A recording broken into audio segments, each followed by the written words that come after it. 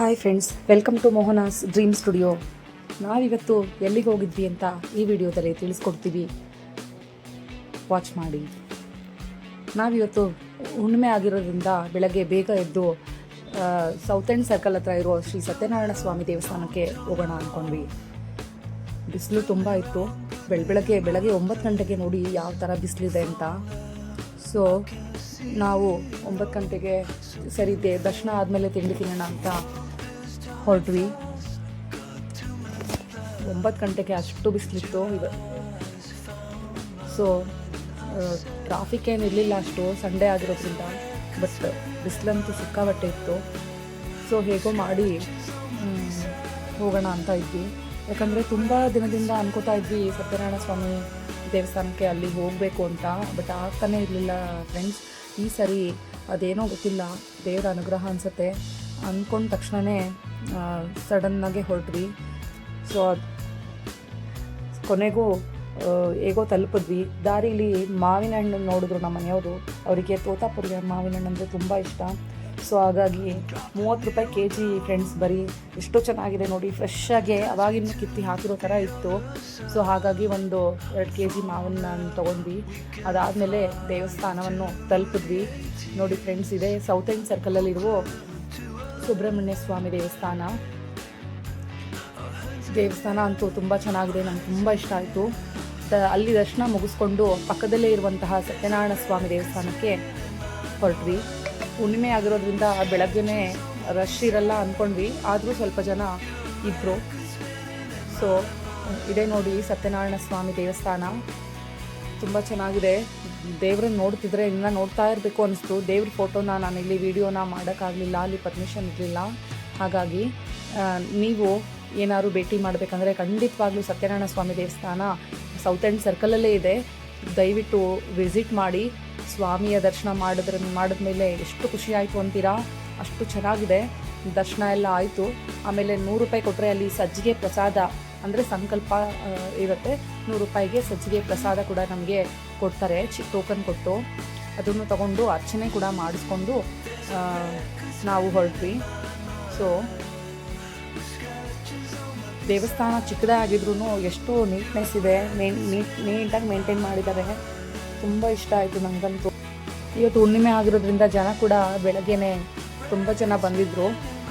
ನೋಡಿ, ಇದೇ south end circle ನಾನು ತೋರಿಸ್ತಾ ಇದ್ದೀನಿ ನೋಡಿ. ಇದ್ರ ಪಕ್ಕದಲ್ಲೇ ಇರೋದು ಸುಬ್ರಹ್ಮಣ್ಯ ದೇವಸ್ಥಾನ. ಆ ವೈಟ್ ಟೆಂಪಲ್ ಕಾಣಿಸ್ತಿದೆಯಲ್ಲ, ಅದೇ ಸುಬ್ರಹ್ಮಣ್ಯ ದೇವಸ್ಥಾನ. ಇದು ಸತ್ಯನಾರಾಯಣ ದೇವಸ್ಥಾನ. ಅದೇ ದೇವಸ್ಥಾನದಿಂದ ಸ್ವಲ್ಪ ಮುಂದೆ ನಡ್ಕೊಂಡು ಬಂದರೆ ಇದು ದೊಡ್ಡ ಮರ ಕಾಣುತ್ತೆ. ಆ ಮರದ ಪಕ್ಕದಲ್ಲೇ ನೋಡಿ ಈ ದೇವಸ್ಥಾನ ಇರೋದು. ನೋಡಿ, ಹಾಗೆ ನಾನು ಮುಂದೆ ಬಂದೆ ನಡ್ಕೊಂಡು. ಇದು ಸುಬ್ರಹ್ಮಣ್ಯ ಸ್ವಾಮಿ ದೇವಸ್ಥಾನದಿಂದ ಇನ್ನು ಹೀಗೆ ಮುಂದ್ಗಡೆ ಈ ಕಡೆ ಬರುವಾಗ ಸರ್ಕಲ್ ಮಧ್ಯದಲ್ಲೇ ಇದೆ ಈ ದೇವಸ್ಥಾನ. ಶಿರ್ಡಿ ಸಾಯಿಬಾಬಾ ದೇವಸ್ಥಾನ, ಅದ್ರ ಜೊತೆಗೆ ಅಯ್ಯಪ್ಪ ಸ್ವಾಮಿ ದೇವಸ್ಥಾನ ಇದೆ ನೋಡಿ. ಅದ್ರ ಹಿಂದೆ ನೋಡಿದ್ರೆ ನೀವು ಸುಬ್ರಹ್ಮಣ್ಯ ದೇವಸ್ಥಾನ ಕಾಣಿಸ್ತಿದೆ. ಸರ್ಕಲಲ್ಲೇ ಸುಮಾರು ದೇವಸ್ಥಾನ ನೋಡಿದೆ ನಾನು. ನಾವು ಎಲ್ಲ ದೇವಸ್ಥಾನಕ್ಕೆ ಹೋಗೋಕ್ಕಾಗಲಿಲ್ಲ. ಸುಬ್ರಹ್ಮಣ್ಯ ದೇವಸ್ಥಾನಕ್ಕೆ ಹೋದ್ವಿ, ಹಾಗೆ ಸತ್ಯನಾರಾಯಣ ಸ್ವಾಮಿ ದೇವಸ್ಥಾನಕ್ಕೆ ಹೋಗಿ ಅಲ್ಲಿಂದ ಹೊರಟ್ವಿ. ಆಲ್ರೆಡಿ 10:30 ಆಗಿತ್ತು. ಹೊಟ್ಟೆ ಬೇರೆ ಹಸಿತಾ ಇತ್ತು. ನಮ್ಮ ಮನೆಯವ್ರು ಯೂಟ್ಯೂಬ್ ನೋಡಿ ಪುದೀನಾ ದೋಸಾ ಸೆಂಟರ್ ಇದೆ ಇಲ್ಲಿ, ಕರ್ಕೊಂಡು ಹೋಗ್ತೀನಿ ಬಾ ಅಂತ ಕರ್ಕೊಂಡೋದ್ರು. ಅಲ್ಲಿ ನೋಡಿದ್ರೆ ಟೋಕನ್ ನಂಬರ್ 72.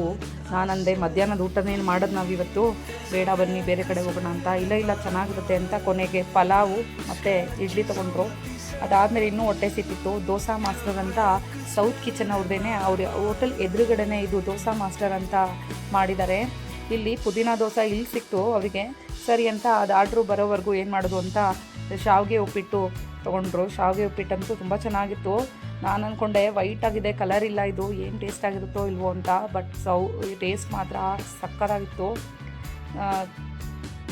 ಇದನ್ನು ತಿನ್ನೋ ಅಷ್ಟೊತ್ತಿಗೆ ನಮ್ಮ ಪುದೀನಾ ದೋಸೆ ಇನ್ನೇನು ಕೊಟ್ಟೇ ಬಿಟ್ಟರು.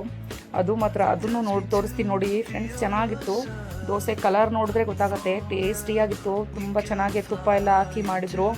ಒಳಗಡೆ ಓಪನ್ ಮಾಡಿದ್ರೆ ಅದರಲ್ಲಿ ಪುದೀನಾ ಚಟ್ನಿನ ಫಿಲ್ ಮಾಡಿದರು. ಮಸಾಲೆ ದೋಸೆಗೆ ರೆಡ್ ಚಟ್ನಿ ಹಾಕ್ತಾರಲ್ವ, ಇವರಿಲ್ಲಿ ಗ್ರೀನ್ ಚಟ್ನಿ ಹಾಕಿ ಪುದೀನಾ ದೋಸೆನ ಮಾಡಿದರು. ಪುದೀನಾ ಚಟ್ನಿಯಿಂದ ದೋಸೆನ ಮಾಡಿದರು. ಸಕ್ಕತ್ತಾಗಿತ್ತು. ಟೇಸ್ಟ್ ಮಾತ್ರ ಅಲ್ಟಿಮೇಟು. ಒಂದು ಸಾರಿ ನೀವೇನಾದ್ರು ಆ ಕಡೆ ಹೋದರೆ ವಿಸಿಟ್ ಮಾಡಿ. ಸೌತ್ ಕಿಚನ್ ಅಂತ ಬರುತ್ತೆ, ಅದು ಎದುರುಗಡೆ ಅವ್ರದ್ದೇ ಬ್ರಾಂಚ್ ಇದು. ಆ್ಯಕ್ಚುಲಿ ಬಿಸಿಲು ಭಾಳ ಇದ್ದಿದ್ದರಿಂದ ಚಿಲ್ ವಾಟರ್ ತೊಗೊಂಡ್ವಿ. ಅದಾದಮೇಲೆ ಮತ್ತೆ ಈ ಹೋಗ್ಬೇಕಾದ್ರೆ ಮತ್ತೆ ಟೆಂಪಲ್ ಕಾಣಿಸುತ್ತೆ ನೋಡಿ, ತುಂಬ ಚೆನ್ನಾಗಿದೆ ಟೆಂಪಲ್ಲು. ಆ ಕಡೆ ಹೋದರೆ ಖಂಡಿತವಾಗ್ಲೂ ಒಂದು ಸರಿನಾರು ಈ ಟೆಂಪಲ್ನ ವಿಸಿಟ್ ಮಾಡಿ ಫ್ರೆಂಡ್ಸ್, ಅಷ್ಟು ಚೆನ್ನಾಗಿದೆ ಟೆಂಪಲ್ಲು. ಸೊ ಇದೇ ಥರ ಹೆಚ್ಚಿನ ವೀಡಿಯೋಗಳಿಗಾಗಿ ಪ್ಲೇಸ್ಗಳು ನೋಡಬೇಕು ಅಂತ ನೀವು ಇಷ್ಟಪಡೋದಾದರೆ ಆ ಪ್ಲೇಸ್ನ ಕಮೆಂಟ್ ಬಾಕ್ಸಲ್ಲಿ ತಿಳಿಸಿ, ನಾನು ನಿಮಗೆ ಆ ಪ್ಲೇಸ್ನ ಪರಿಚಯ ಮಾಡಿಕೊಡ್ತೀನಿ. Thank you for watching my YouTube channel. ನನ್ನ ಚಾನಲ್ನ ಲೈಕ್ ಮಾಡಿ, ಶೇರ್ ಮಾಡಿ, ಕಮೆಂಟ್ ಮಾಡಿ, ಸಬ್ಸ್ಕ್ರೈಬ್ ಆಗಿ, ಹಾಗೆ ಸೈಡಲ್ಲಿರೋ ಬೆಲ್ ಐಕನ್ನ ಕ್ಲಿಕ್ ಮಾಡಿ. ಇದೇ ಥರ ಕನ್ನಡದವ್ರನ್ನ ಸಪೋರ್ಟ್ ಮಾಡ್ತಾಯಿರಿ ಫ್ರೆಂಡ್ಸ್. ಧನ್ಯವಾದಗಳು.